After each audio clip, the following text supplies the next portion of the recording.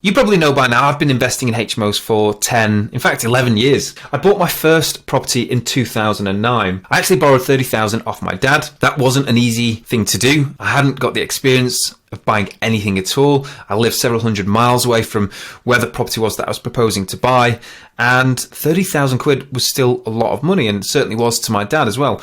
But I put a bit of a business plan together and dad lent me the money, and I did. I went on and I bought my first HMO.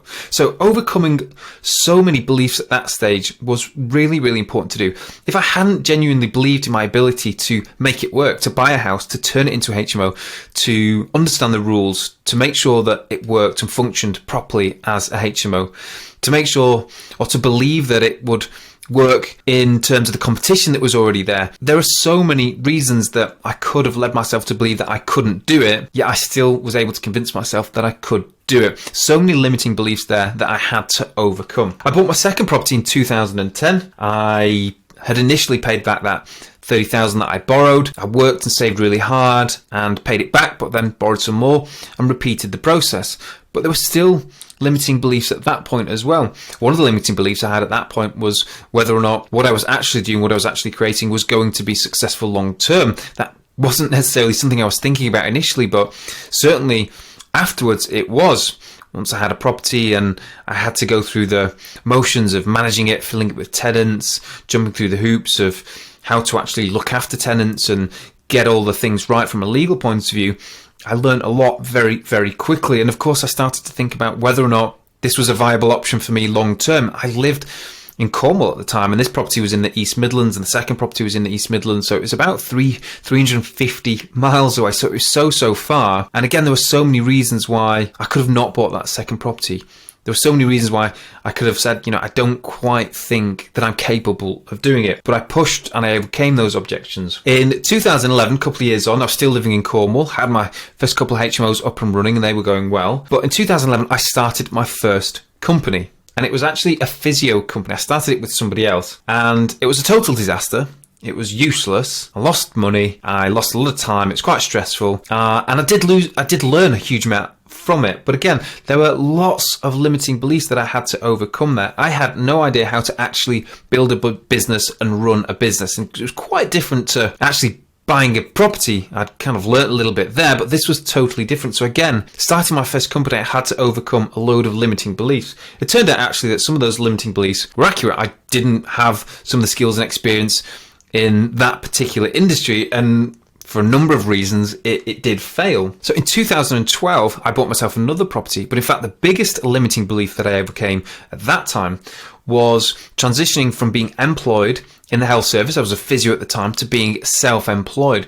There were so many reasons why that may not have worked. And if I'd have believed them, if I'd have let myself believe them and hadn't believed in my ability to actually do it, to stand on my own 2 feet, to be employed by myself, to run my own things, my own diary, take on my own finances, I never would have been where I am now. And that was really challenging. That was one of the toughest decisions I've actually made in the last 10 years. And of course, I'm so glad now that I made it. But in 2012, probably about 24, something like that, that was a really, really difficult decision to make. 2013 was a really tough year. I actually was diagnosed with thyroid cancer after a period of feeling quite unwell, and I was surfing a lot at the time, and I had my wetsuit on all the time, and my neck was constantly uncomfortable.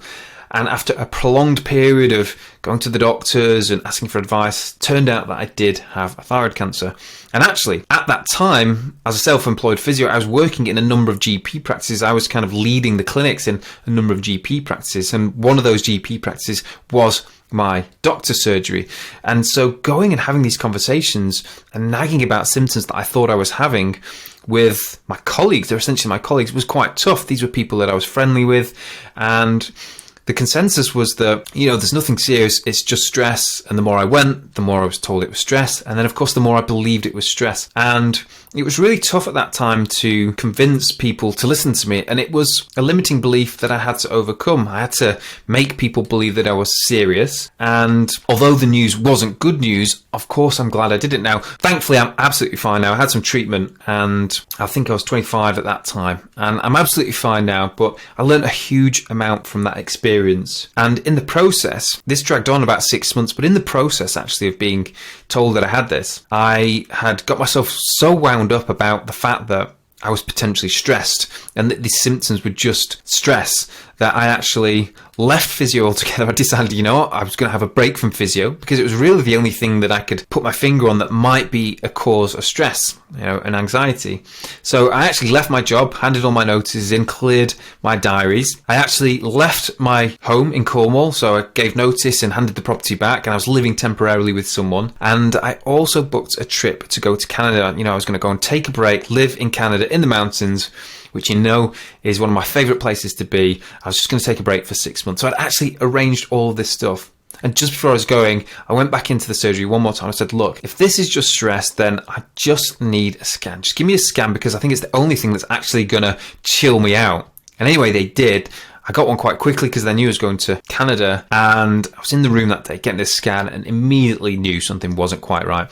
Anyway, driving back home that day to my friends where I was staying, I got a call from the GP who kind of said, look, this isn't good news, Andy. And it all unraveled very, very quickly. So quite literally at that time, I had no job, I had no house, I had a plane ticket to Canada that I couldn't use, and I had thyroid cancer. And there were a number of limiting beliefs I had to overcome at that time. It was really, really tough. It was one of the toughest times in my life. Skipping ahead to 2014 though, I bought my fourth property. After some treatment, I eventually got out to Canada and everything was going well, got back on my feet. And I cracked on. 2014, bought another property. And actually, I'd come back after being unwell and being in Canada and decided I am going to go full-time in property. That was it. That was when I made the decision. It was a tough decision. It was a big decision. I left physio behind. And as a physio, you've got to be registered. You've got to keep your professional registration. You've got to keep up with your training. So actually making that decision at that time was a huge, huge deal. It didn't go down well with my mum for sure. But, of course now she's really glad I did it and she totally believes in me. And I think she did support me, but obviously she was just nervous that it might not go well. But the limiting beliefs at that time, wow, gosh, I remember just so many sleepless nights thinking about whether or not this is the right thing. I didn't have people around me who had built property businesses who were doing this. I didn't have friends in my industry, in my physio industry, who'd decided to jump ship and go and do something completely different. It was totally alien. I really was putting myself out there and taking a huge risk. And it certainly felt like a huge risk at that time. Looking back, the risk would have been to do absolutely nothing and just kind of crack on being a physio. I'm not really sure where I would be now, but that was a huge challenge for me that I overcame. And so much of it was just about my limiting beliefs and overcoming those limiting beliefs. 2015, I really started to pick up momentum and I really started to get behind the idea of building a business. I started to get quite serious about it, quite excited about it. And I co-founded Smart Property in 2015, so about 5-6 years ago now. And that was a big decision. Really, we didn't have much of an idea of what it was going to be, how we were going to do it. So there were a huge number of limiting beliefs that I had to overcome. Where were we going to get finance? Am I experienced enough to do this? Am I credible enough to do this? Am I skilled enough to set up and run another business? Of course, I've tried that once already and failed fairly catastrophically. But in 2016, things really, really started to happen. And I put so much of this down just to the fact that I believed in myself and I believed in us as a team to do it. But in 2016, Smart Property raised $300,000 in equity investment. And we were actually, within that space of the first year being founded, we were valued by Crowdcube, who, if you don't know, are Europe's biggest crowdfunding platform. Lots of businesses, including businesses like Brewdog, went on there and raised finance initially to grow their companies. Well, that's what we did. And Crowdcube valued us at 1.3 million at that time. We raised 300,000 in private equity investment, and it really catapulted us. We became a very serious business very, very quickly. But of course, to do that, to raise that money, we had to overcome a huge number of limiting beliefs. Certainly I did. We had to convince the crowd that we were worthy of investing in. We had to convince the crowd that our idea about shared living and HMOs and what we could do with it was real, it was genuine, and that we could make something really incredible about it. And looking back now, I think it was pretty ballsy what we did actually, but it was so incredible, and it's been such a powerful move that we made as a business to do that, and it really kind of set us out from the rest. I'm going to skip forward a few years now. In 2019, we're actually managing towards about 100 HMOs. So considering we started in 2015, we just had a few properties of our own in the portfolio. We'd scale by 2019 to almost 100 HMOs, which is pretty rapid growth, and trust me, we felt it. I owned quite a number of HMOs by this point, because I continued to buy my own HMOs myself and as part of JVs. Recently became a member of NSHEPS, which is a group consortium of agencies around the country who have student agencies, big HMO portfolios of businesses, and they're some of the best in the country. And I felt like it was such a privilege to be invited to that last year in 2019, the year before now, 2019. And in 2019, I also started the HMO Mastermind, which is incredible. So again, a huge number of limiting beliefs there that I overcame.